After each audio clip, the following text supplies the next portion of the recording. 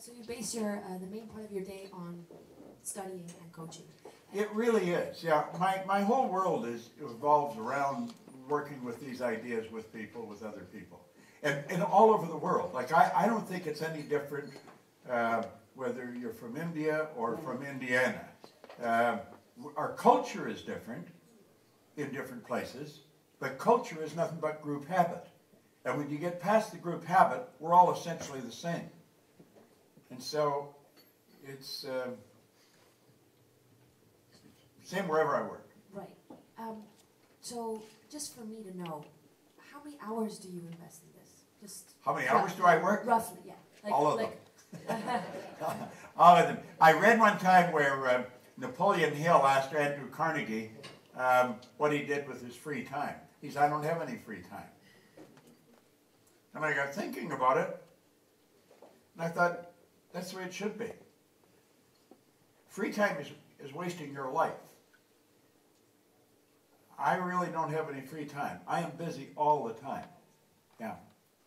And it's all around this. I was playing golf. I used to play golf, and I was out on the golf course one day. I don't know why I've been talking about this lately, but I was playing a game with a friend of mine, Jack Lawley, who's a golf pro.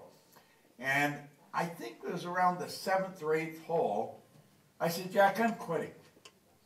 He said, why? And I said, I'm not enjoying this. Well, he said, you know, if you want to quit, fine, we can come out again tomorrow or the next day. And I said, no, I mean, I'm quitting. I'm not playing golf anymore. And I found that I was on the golf course because I thought I was supposed to do something other than what I'm doing. And we talk about a balanced life. Well, sometimes we get the idea that it's 8 hours of play, 8 hours of work, 8 hours of sleep. I think you're balanced when you're spending your life doing what you love to do. And so I just quit golf. And people ask me if I have a hobby. This is my hobby, you know. Thank you. Good. What motivates you, boss? What motivates me? Yeah. Well, I work on objectives the same as everybody else. I don't really need much motivation. I think I've changed my paradigm to the point where I'm programmed just to keep on going. Do you ever any flat spots where you think? No. What picks you up then to get you? No, I don't. No. If now I have things happen to me that that are unpleasant, and maybe knock me off course for a couple of minutes, but I don't stay that way. I program myself just not to live there. Now, mind you, I've been at it for 50 years, so you're in a good place. I wasn't always there, but that's pretty well where I am. You'll very rarely ever find me in a bad mood, Yeah. Yes. In terms of goal setting, we had a debate with a friend of mine here.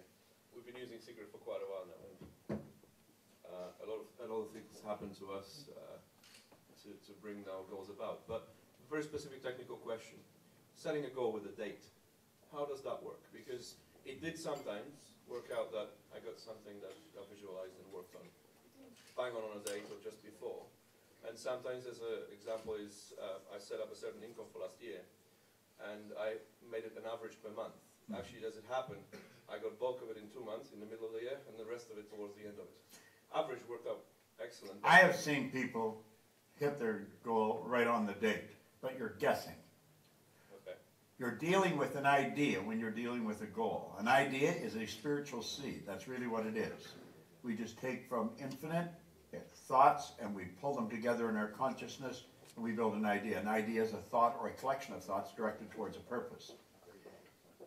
The gestation period or the incubation period for an idea is determined by the law of gender. The law of gender decrees that all seeds have a gestation or an incubation period. But we don't know what the period is.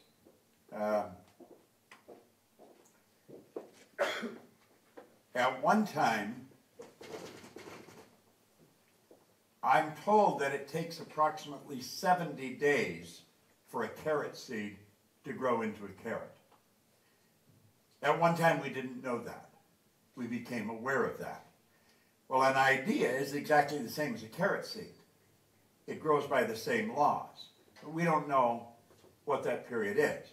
So let's suppose that's where you set the goal, and this would dictate when the goal is going to be reached. Now this is called the timeline.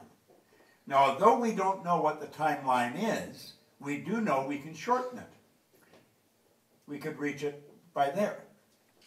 And that's done through concentration. Concentration is done through the development of the will. The will is an intellectual factor. So you can actually cut that much time off reaching your goal, and that's done through concentration.